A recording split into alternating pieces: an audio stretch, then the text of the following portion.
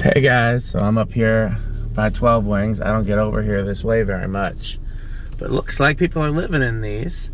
I thought for sure they'd let me know when it was done. I see one with a TV on, a couple with lights on, and there's a for rent sign, so I guess these are apartments now, not condos.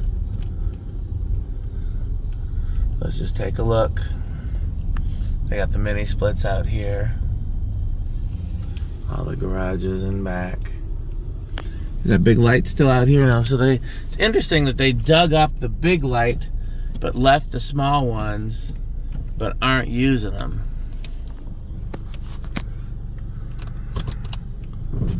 So this is kind of hard to hold the phone and drive, even though it's just in a parking lot.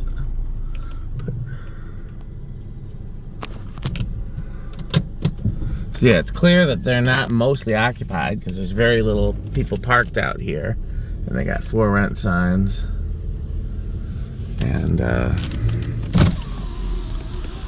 most of them don't have lights on.